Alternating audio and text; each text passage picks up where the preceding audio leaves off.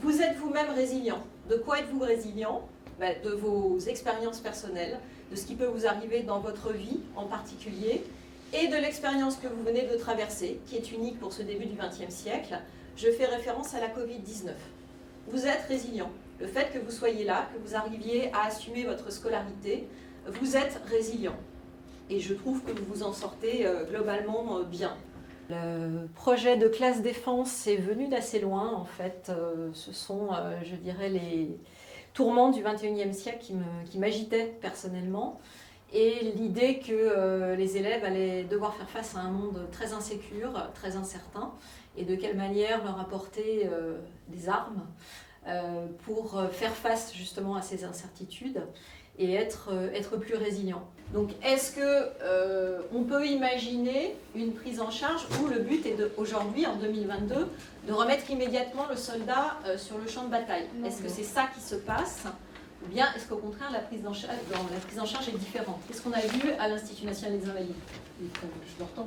On prend son temps. Le temps nécessaire ou bien on hâte les choses? Le temps nécessaire. C'est une prise en charge à partir du moment où le combattant est blessé jusqu'à sa réinsertion socio-professionnelle à moduler en fonction de la blessure ou du handicap. On a regardé certains passages du film La Chambre des officiers et ça nous a permis du coup avant les sorties de voir un peu comment était la prise en charge du coup d'un officier pendant la Première Guerre mondiale. Et du coup on s'est rendu compte qu'aujourd'hui c'est plus du tout la même chose. Nous venons en complément, ce qui permet de rendre concret pour les collégiens ce qu'est la défense. Tous, vous êtes en train de découvrir ou de faire vivre ce qu'est l'unité entre une institution, l'éducation nationale, et une autre institution, le ministère de la Défense. Dans les deux cas, ce que nous construisons, c'est notre promesse commune, la promesse républicaine, une promesse démocratique, une promesse d'épanouissement personnel, qui s'appuie effectivement sur la connaissance de son pays, de ses institutions, et des femmes et des hommes qui le défendent. Le talent et les idées de chacun fait qu'on arrive à quelque chose d'assez coordonné. Il y a des collègues particulièrement investis, notamment sur cette année en EPS, en technologie, en français. Alors au XXIe siècle, en français, dans la langue française, le handicap, c'est une incapacité, mettons, d'accord, une altération physique. Allez, continuer avec des mots comme ça qui commencent par ce préfixe négatif. Infirme. Infirme, tout à fait. C'était le mot qui désignait les personnes qui avaient une altération physique. C'était infirme. Et ça, c'était un mot vraiment négatif, on le voit au préfixe négatif. Je pense qu'on va parler de personnes à mobilité réduite. Vous avez entendu ça. Et vous voyez que personne de petite taille, personne à mobilité réduite, ce qui apparaît, c'est le mot personne. Et c'est pas anodin. Peut-être ça a un côté un peu ridicule, n'empêche que c'est une tentative par les mots pour rétablir quelque chose d'important dans le discours habituel. En français, quand on travaille sur des textes, ça a un rapport avec les militaires.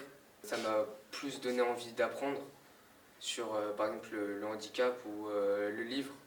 Le livre, par exemple, Passion, c'est le livre où j'ai eu plus envie de lire, entre guillemets. Enfin, où je me suis dit, quand je lis, ah ouais, ça c'est bien. Donc voilà. Du coup, ça m'a plus intéressé, par exemple, un cours normal ou sur des thèmes normaux. On était parti sur l'idée qu'on allait créer quelque chose qui pourrait décupler les forces d'un corps ou ses capacités, d'accord? Et donc l'idée, voilà, c'était pas forcément de pallier un handicap, mais bien d'aller pour augmenter en gros les capacités humaines. Alors, vous avez donc réalisé une prothèse à taille réelle.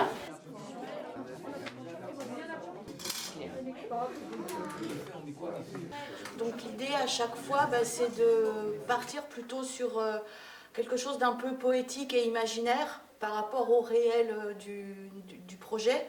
Eh bien, c'était d'imaginer donc une prothèse qui permettrait à une personne normale de décupler, d'imaginer un corps sans limite en gros. Du coup, là, il y a un ressort. Là, il y a le dessus de la chaussure. C'est sur un ressort qui vont permettre aux militaires de pouvoir sauter et de pouvoir voir s'il y a des ennemis aux alentours pour se préparer. C'est un peu comme une clé USB. Dessus, on va stocker des informations, comme une leçon d'histoire géo par exemple. Et on va la coller sur les tempes.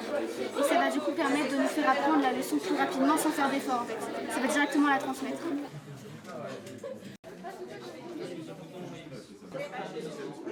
Fin d'année 4e, Madame de Chetzen, elle nous en avait parlé.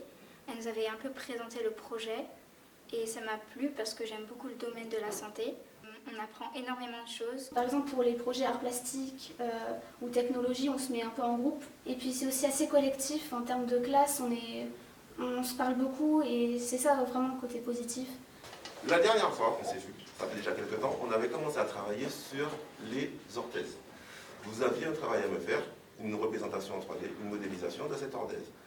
Est-ce que vous vous en souvenez déjà ou pas? Oui. Ok, très bien. Et du coup, ça permettrait de mobiliser votre poignet. Je crois. Donc ça, ici, je pense que ça vient à ce niveau-là. Ce qui permettrait de faire bouger le poignet. Parce qu'on a une main.